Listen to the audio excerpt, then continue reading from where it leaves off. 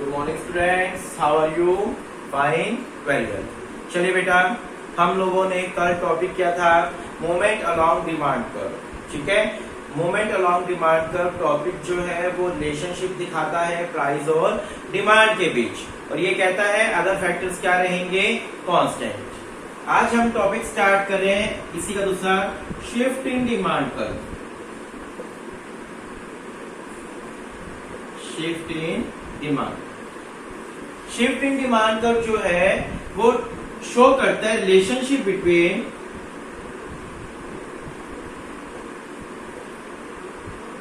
Demand and other factors. ये topic जो है ये डिमांड और अदर फैक्टर्स के बीच में रिलेशनशिप दिखाता है।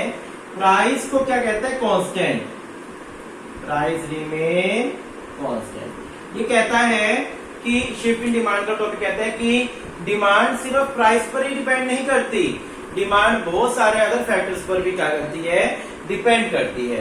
सो शिफ्ट इन डिमांड का जो है वो रिलेशनशिप दिखाता है डिमांड एंड अदर फैक्टर्स के बीच में। इसके बीच में डिमांड एंड अदर फैक्टर्स के बीच में प्राइस को क्या लेके चलता है? कांस्टेंट। प्राइस क्या रखेगा? कांस्टेंट। द मोमेंट वाला टॉपिक अदर फैक्टर्स को कांस्टेंट रखता है, तो ये वाला टॉपिक किसको कांस्टेंट रखता है? प्राइस को क्या रखेगा? कांस्टेंट रखेगा। So shift in demand curve describe the relationship between demand and other factors, price remain constant. Shift in demand curve के टू पार्ट्स हैं, इसके भी टू कंपोनेंट हैं। पहला इंक्रीज इन डिमांड, दूसरा डिक्रीज इन डिमांड। फर्स्ट आपका increase in demand. Increase in demand, देखिए ध्यान से, इंक्रीज इन डिमांड क्या कहता है?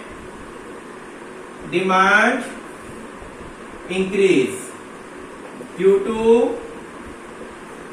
Other factors, price remain constant.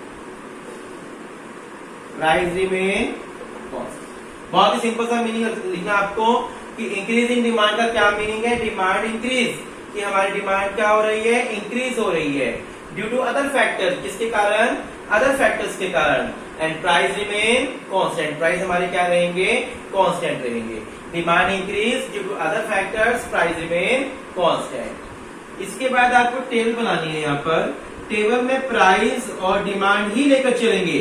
अब आपके माइंड में आएगा सर प्राइस का तो यहाँ कोई रोल है नहीं, लेकिन आप ये देखिए अदर फैक्टर्स नहीं लिख सकते यहाँ पर, क्योंकि अदर फैक्टर्स बहुत सारे होते हैं। प्राइस को छोड़कर अदर फैक्टर्स बहुत सारे होते हैं। आपने पढ़ा था फंक्शंस के अंदर, जैसे इनकम हो गया, प्राइस ऑफ अदर गुड्स हो गया, एक्सेप्शंस होगी, इसकी बहुत सारी चीजें होगी ना, लेकिन हम सबको लेकर नहीं चल सकते। सो यहाँ पर आपको प्राइस ही लेना पड़ेगा, लेकिन कैसे? देखिए प्राइस फॉर डिमांड 2, प्राइस 4, क्योंकि प्राइस मुझे कांस्टेंट रखना है, डिमांड इंक्रीज करनी है, डिमांड 5। देखिए ये टेबल आपको क्या समझा रही है कि प्राइस तो हमारा कांस्टेंट रहा, प्राइस पहले 4 था, अब भी हमारा 4 ही रहा। हमारी डिमांड इंक्रीज हो गई, पहले 2 थी अब 5 हो गई। इसका क्या मतलब है कि प्राइस 4 कांस्टेंट रहा, हमारी डिमांड इंक्रीज हो गई ड्यू टू अदर फैक्टर। कोई और रीजन के कारण हमारी डिमांड क्या हो गई? इंक्रीज हो गई। वो रीजन कुछ भी हो सकता है, अदर रीजन कुछ भी हो सकता है। ये नोट कर लिया आपने? फटाफट नोट कीजिए।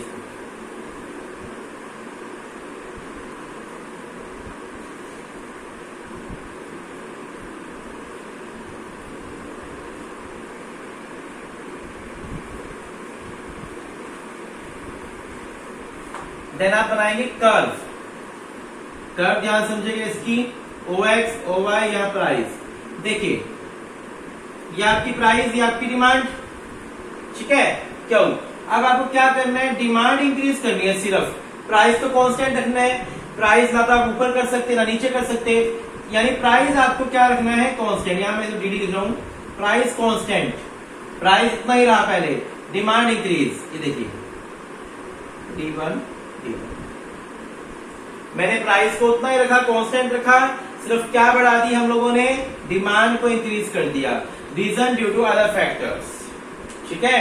प्राइस हम लोगों ने पहले ये लिया, फिर ये लिया, प्राइस की कांस्टेंट ही रखा हम लोगों ने, हमसे सिर्फ क्या इंक्रीज करी है? डिमांड इंक्रीज करी। ये मत सोचना प्राइस तो आगे बढ़ रही है, प्राइस आगे नहीं बढ़ रही, प्राइस तो ऊपर या नीचे जाती तो कुछ चेंज होता। यहाँ पर तो प्राइस क्या है? कांस्टेंट है। प्राइस कांस्टेंट, सिर्फ क्या इंक्रीज हो रही है आपकी, डिमांड इंक्रीज हो रही है। क्लियर है बिल्कुल आपको अच्छे से ये। चलिए नेक्स्ट टॉपिक है आपका डिक्रीज इन डिमांड।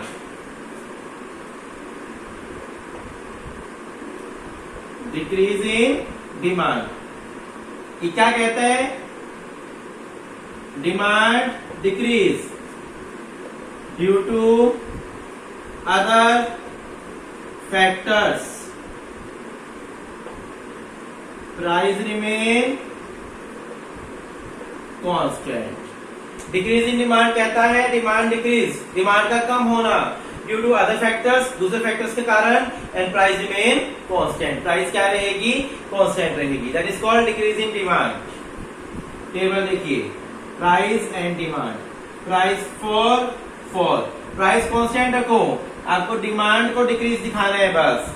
प्राइस हमारा कांस्टेंट रहा, पहले 4 था अभी 4 है, डिमांड पहले 3 थी अब क्या हो गई 2 हो गई, यानी डिमांड क्या हो गई आपकी डिक्रीज हो गई। तो it refers to decrease in demand due to other factors, price remain constant, that is called decrease in demand. देखिए एक सेकंड से,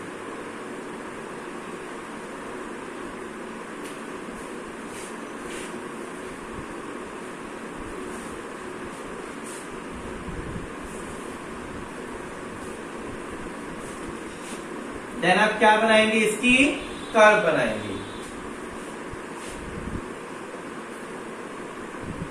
यहां प्राइस, यहां क्वांटिटी,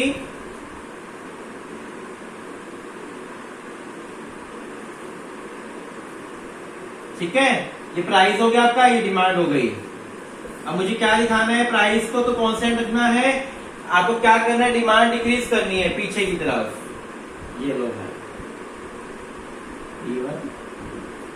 हो गया price decrease, sorry quantity decrease हो गई, प्राइस उतना ही रहा, कांस्टेंट रहा, प्राइस तो आपका कांस्टेंट रहा, पहले जितना था उतना ही रखा हम लोगों ने, सिर्फ क्या डिक्रीज हो गई आपकी, डिमांड डिक्रीज हो गई। सो आपका शिफ्ट इन डिमांड का टॉपिक हो गया। शिफ्ट इन डिमांड कर्व जो है वो क्या दिखाता है, रिलेशनशिप, किसके बीच में, डिमांड एंड अदर फैक्टर्स के बीच में रिलेशनशिप दिखाता है। प्राइस को क्या रखता है, कांस्टेंट रखता है। इसके 2 कंपोनेंट है, increase in demand, decrease in demand. Increase in demand क्या कहता है, demand increase due to other factors, price remain constant. और डिक्रीज इन डिमांड क्या कहता है, demand decrease due to other factors, price remain constant. ठीक है, क्लियर है बिल्कुल आपको अच्छे से क्लियर है यहाँ तक। आपका शिफ्ट और रीजन पूछे, यहाँ पर एक टॉपिक क्या है कि अगर आपसे पूछ लिया जाए causes of increase in demand, आप हमें इंक्रीज इन डिमांड के कॉजेज बताओ। इंक्रीज इन डिमांड का मतलब क्या था, अदर फैक्टर्स के कारण डिमांड इंक्रीज होना। इंक्रीज इन डिमांड क्या था कि अदर फैक्टर्स के कारण डिमांड इंक्रीज होना। सो अदर फैक्टर्स के कारण डिमांड कब कब इंक्रीज हो सकती है, जब हमारी इनकम बढ़ जाए। ठीक है, हमारी एक्सपेक्टेशन हो कि फ्यूचर में प्राइस क्या होने वाले हैं, ज्यादा होने वाले हैं, तो डिमांड इंक्रीज हो जाएगी।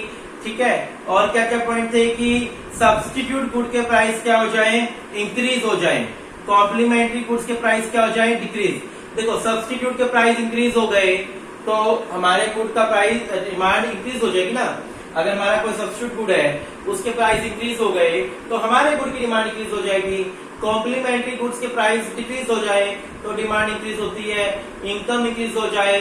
जितने भी आपने फैक्टर्स पढ़े थे ना, फंक्शंस पढ़े थे, वहीं से लेना आप लोगों को। अगर हम ये एक्सपेक्ट करें कि फ्यूचर में प्राइस बढ़ने वाले हैं तो आज डिमांड इंक्रीज हो जाएगी, पॉपुलेशन साइज बढ़ जाए, इनकम का इक्वल डिस्ट्रीब्यूशन होना स्टार्ट हो जाए। ठीक है, तो उन्हीं सभी पॉइंट्स का कारण हम क्या बना देंगे, इंक्रीज इन डिमांड के कॉजेज बना देंगे। अच्छा, अगर आपसे पूछो डिक्रीज इन डिमांड के कॉजेज, तो आप क्या लिख दोगे, अभी जो हमने पढ़े उनका रिवर्स। डिक्रीज इन डिमांड के कॉजेज कि सब्स्टिट्यूट के प्राइस कम हो जाए, सब्स्टिट्यूट के प्राइस कम हो जाएंगे तो लोग हमारे गुड्स की डिमांड कम कर देंगे। अच्छा, कॉम्प्लीमेंट्री गुड्स के प्राइस इंक्रीज हो जाए, ठीक है ना। और क्या क्या हो सकता है, इनकम हमारी कम हो जाए। हम लोग ये एक्सपेक्ट करें कि फ्यूचर में इस गुड के प्राइस कम होने वाले हैं, पॉपुलेशन साइज डिक्रीज हो जाए, या इनकम का डिस्ट्रीब्यूशन अनइक्वल हो जाए, इनकम का डिस्ट्रीब्यूशन क्या हो जाए, अनइक्वल। इन सभी केस में हमारी डिमांड क्या हो जाएगी, डिक्रीज हो जाएगी। आ रही है बात समझ अच्छे से, क्लियर है बिल्कुल यहाँ पर बात। चल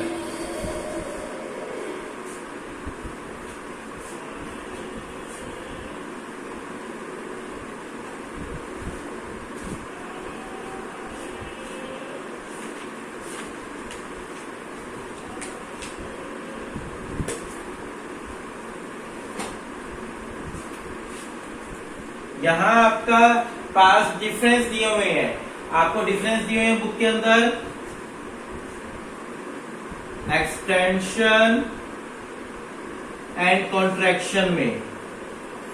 एक्सटेंशन बोल दे या एक्सपेंशन बोल दे, एक ही बात जो बताया आपको। Extension of demand, contraction of demand में आप लोगों को डिफरेंस दिया हुआ है एक्सटेंशन एंड कॉन्ट्रैक्शन में। बहुत ही इजी है, आपने पूरा टॉपिक समझ लिया है, तो extension of demand and contraction of demand में आपको दिक्कत नहीं होगी। सबसे पहले तो मीनिंग ही लिखेंगे। एक्सटेंशन ऑफ डिमांड का क्या मीनिंग है? Demand increase due to price decrease, ठीक है ना। Demand increase due to price decrease, extension की बात कर रहा हूं। Other things remain constant. Contraction में क्या लिखेंगे? Demand decrease price increase, other thing remain constant. लिख देंगे, बात क्लियर है, बात बिल्कुल एक्सटेंशन के अंदर। चलिए उसके बाद आपको क्या करना है यहाँ पर एक्सटेंशन। एक्सटेंशन का क्या करना है? टेबल बना के दिखा देना डिफरेंस के अंदर। एक्सटेंशन जो हमने बनाई थी अभी कि प्राइस डिक्रीज होने के कारण, ठीक है ना। बना दो टेबल। वो आपको तीन डिफरेंस करने हैं यहाँ पर, थ्री डिफरेंस करने हैं। जैसे पहला मीनिंग हो जाएगा यहाँ पर, ठीक है, एक्सटेंशन कॉन्ट्रैक्शन के अंदर, फिर टेबल बना देना इसके अंदर, और देन लास्ट कर्व बना देना। तो आपको मान लो कोई भी डिफरेंस आ जाए, चाहे एक्सटेंशन कॉन्ट्रैक्शन के बीच में आ जाए, चाहे increase in demand decrease in demand, कोई पहला मीनिंग हो जाएगा, दूसरा टेबल हो जाएगी, कर्व हो जाएगा, वो टेबल एंड देन कर्व का डिफरेंस हो जाएगा, ठीक है। सपोज करो आपको एक्सटेंशन और इंक्रीज इन डिमांड के बीच में डिफरेंस आ जाए। आपको डिफरेंस आ गया है एक्सटेंशन यानी एक्सपेंशन वाला एंड इंक्रीज इन डिमांड के बीच में डिफरेंस आ गया, ठीक है। यहां पर क्या करना है? सबसे पहले मीनिंग करना है आपको। एक्सटेंशन का मीनिंग क्या हो जाएगा? सेम वही कि demand increase price decrease, demand increase price decrease, demand increase price decrease, ठीक है। इसमें क्या लिखोगे? Demand increase price constant. पहला डिफरेंस ये हो गया। ये क्या दिखा रहा है? Demand increase price decrease. ये क्या दिखा रहा है? डिमांड इंक्रीज प्राइस कांस्टेंट, ठीक है। यहां क्या लिखोगे? सेकंड डिफरेंस में यहां पर क्या कांस्टेंट रहता है? Other factors remain constant. यहां क्या लिखोगे? Price remain constant. Second difference, यहाँ अदर फैक्टर रिमेन कांस्टेंट लिख दोगे आप लोग, यहाँ क्या लिख दोगे? Price remain constant. दोनों डिफरेंस क्लियर अच्छे से। पहले में तो मीनिंग लिख दिया हम लोगों ने, सेकंड में इसमें क्या था? इसमें अदर फैक्टर कांस्टेंट रहता है, यहाँ प्राइस कांस्टेंट रहता है, ठीक है। थर्ड डिफरेंस क्या लिखोगे? एक्सटेंशन ऑफ डिमांड किसका कंपोनेंट है? Movement. It is a component of movement along demand curve. और इंक्रीज इन डिमांड किसका कंपोनेंट है? It is a component of shift in demand curve. तीनों डिफरेंस अच्छे से क्लियर हो रहे हैं आपको। पहला जो डिफरेंस है वो हमने मीनिंग लिख दिया। सेकंड डिफरेंस में हमने क्या डाल दिया? अदर फैक्टर्स रिमेन कांस्टेंट या price remain constant. Third difference क्या है कि जो एक्सटेंशन है वो किसका कंपोनेंट है? एक्सटेंशन ऑफ डिमांड कंपोनेंट है मूवमेंट अलोंग डिमांड कर्व का। और इंक्रीज इन डिमांड किसका कंपोनेंट है? शिफ्ट इन डिमांड कर्व का कंपोनेंट है। सो बहुत इजी है, इतना इंपॉर्टेंट टॉपिक नहीं है। डिफरेंस जो आपने अभी तक टॉपिक पहले किया वो ज्यादा इंपॉर्टेंट टॉपिक्स थे, ठीक है। सो बेटा हम लोग आज इतना ही टॉपिक करें। इसी के साथ आपका डिमांड वाला चैप्टर भी कंप्लीट हो गया है, ठीक है। फोर्थ आपका डिमांड चैप्टर क्या हो गया है? फिनिश हो गया है। इसके बाद का जो टॉपिक है वो है इलास्टिसिटी ऑफ डिमांड, ठीक है। इलास्टिसिटी ऑफ डिमांड जो है वो हम नेक्स्ट डे स्टार्ट करेंगे। आज आपको डिमांड का चैप्टर कंप्लीट करना है। मैं इसकी आपको एक असाइनमेंट भेजूंगा, वो आपको कंप्लीट करनी है। देन आपको बहुत अच्छे से चैप्टर करना है डिमांड वाला।